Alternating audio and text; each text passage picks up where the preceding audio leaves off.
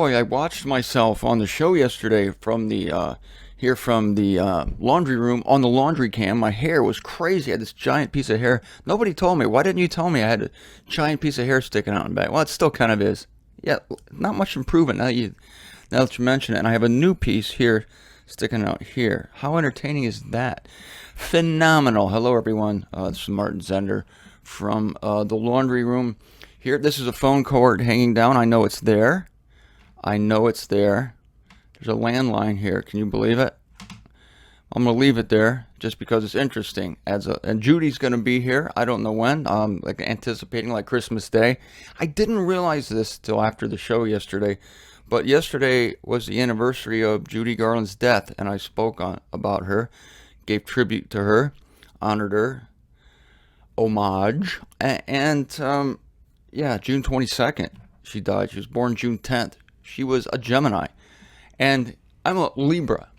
Libras and Geminis are famous, the most compatible signs in the whole zodiac.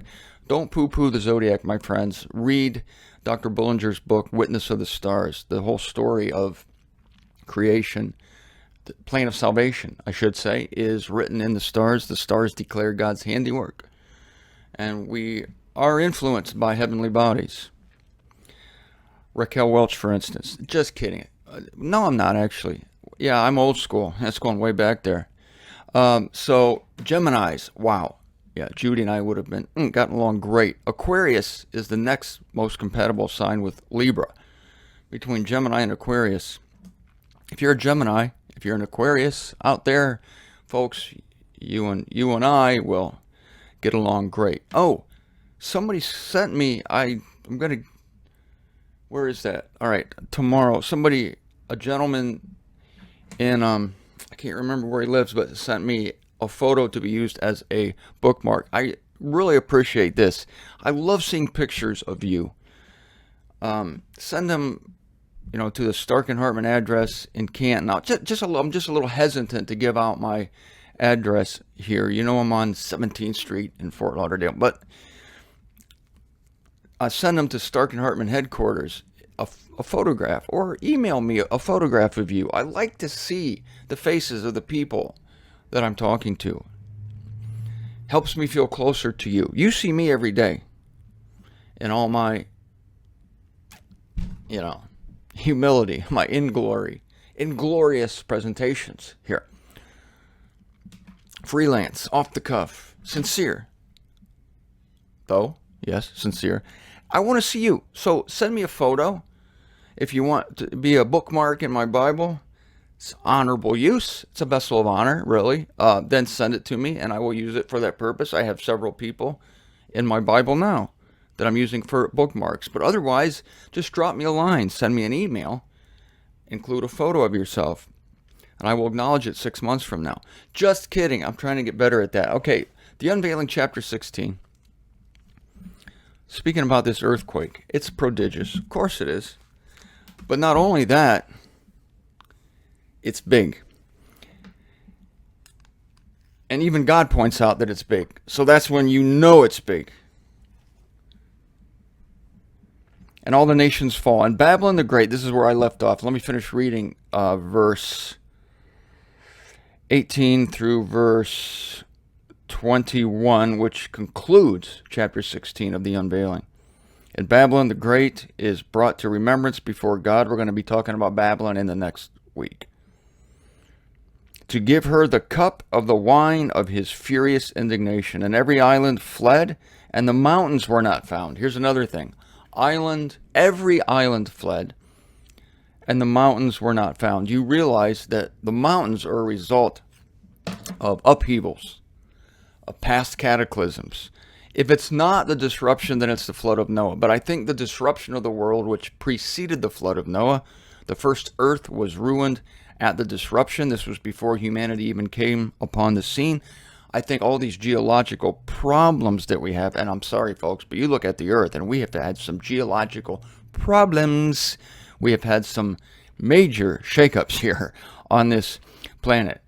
You may have heard me tell the story of my German friend Herb Dirks, who is no longer with us, but he was hardcore, man. He couldn't get over these cataclysms. He couldn't get over like the uh, uh, the disruption and the flood of Noah, because he was very serious man about God, and he knew that God was going to bring other events. Second Peter talks about this when Peter says, people who are oblivious, people who don't realize that God does things, people who think that life is just going on every day like it always has, nothing's new, it's boring, what are you talking about judgment? There ain't no judgment.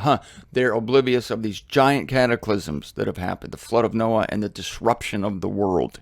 The disruption of the world between eons 1 and 2, the flood of Noah between eons 2 and 3. And my friend Herb would always point these things out to tell people that there are future judgments, that you can't just think that things are going to go on as they always have, because it's not going to happen. And you could point out a beautiful mountain to Herb. I think Herb shared this story with us. Yeah, a friend of mine pointed out a beautiful, sorry, my German accent, it's terrible, beautiful mountain. And they said, Herb, isn't it beautiful? And he said, no, it's the disruption. The disruption. He couldn't see the beautiful mountain with its current meadow-like appearance, the flowers on the mountain, green grass. No, to him it was the bones of the disruption. To him it was evidence that there had been great cataclysms that have visited this planet. And true enough, he's right about that. Leave it to God to even make the remnants of the disruption look good. Covers it with nice grass. The Appalachians are much older mountains than the Rockies. Speaking of my country, here in the United States, they're older, so they've had time to be covered with trees and plants, flowers. The Rockies, true, they're at higher altitude. They were pushed. Somehow the earth crashed into itself, and the pressure was so great that the land had nowhere else to go but up, and it was shot up.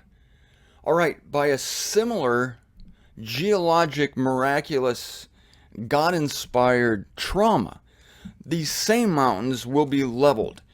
Now, this is what I'm thinking. This is just me. Better put headphones back on for this one. This is just me. It could be that, you remember, the pressure that created the mountains was an internal pressure. It was pushing in the earth, and then there was no place for the land to go but up. It was forced up.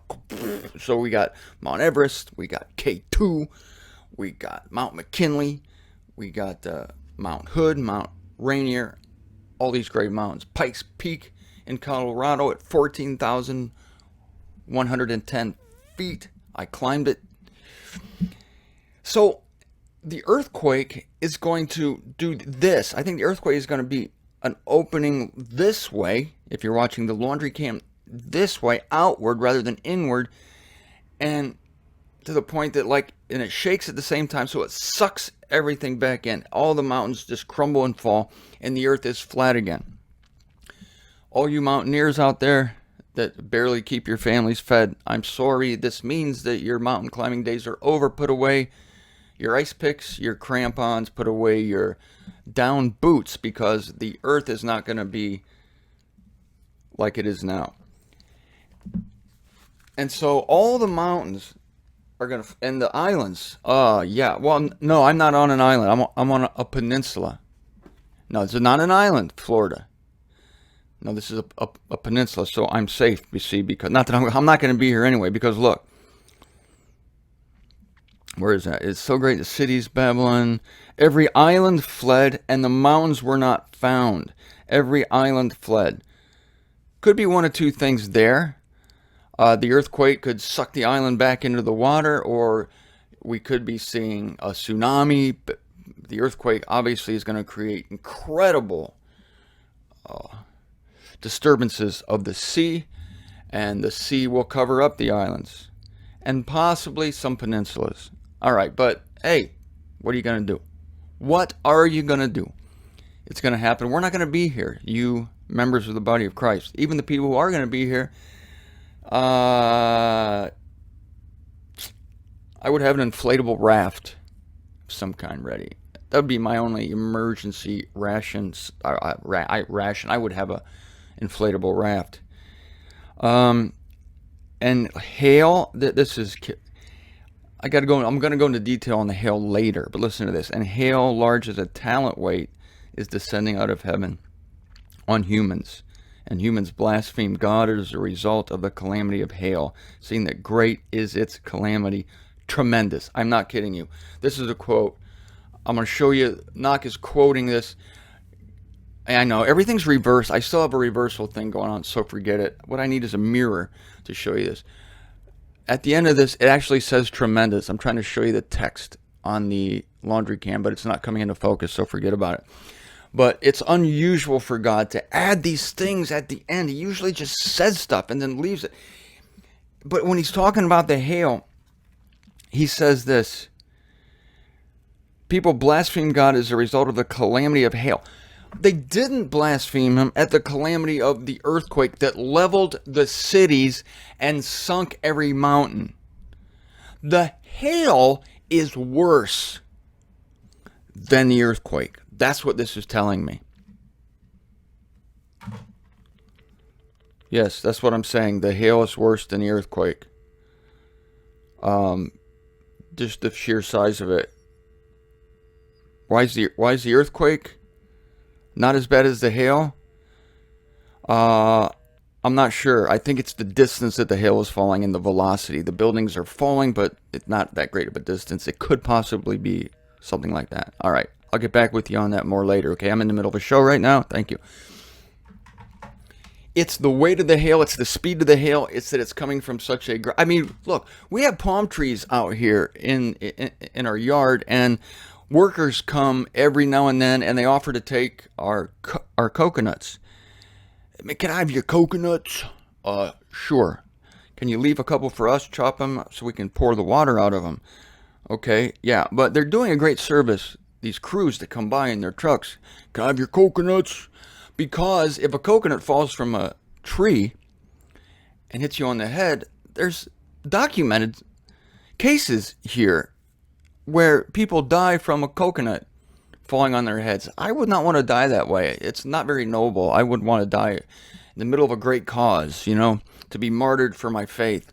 But to have a coconut fall on your head, it's like you'd almost hear a cartoon noise when the coconut hits your head. Like, it's a cartoon. That happens on cartoons.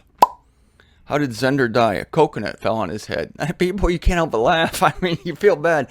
Zender's dead. That's sad. And then they're like, a coconut fell on his head? Are you kidding me? So, God forbid. But this hail would be much more noble to die in a hailstorm sent by God. I could handle that. You wouldn't laugh at this one. But we're going to talk more about this hail. But it's... yeah. No one's ever seen anything like it. Even God puts an exclamation point. I know that punctuation is not inspired, but Enoch here, who's translating the unveiling, must have seen something in the Greek that inspired him to put an exclamation point. God himself wrote the word tremendous. Men blaspheme God as a result of the calamity of hail, seeing that great is its calamity. M dash tremendous. An M dash. I know that's not inspired either. M dash tremendous. And tremendous is not only, this is overkill, but apparently not such as this hail. In this version of the Concordant Literal New Testament, tremendous is italicized and there's an exclamation point at the end of it. And the earthquake doesn't even get that. It's described with the adjective prodigious, but the hail has italics and an exclamation point. All right, I'm going to finish the week tomorrow. I've been wanting to do this to talk about the emotions people have, not only when they read the unveiling, but when they see other hard things God does. People get emotional fits when we talk about what a believer is. We talk about the second death, or death at all, or the unveiling. people are ruled by emotions rather than logic, and it causes them to make faulty conclusions on plain scriptural verses. I'm going to get into this tomorrow. I dare to do it. It's what I do.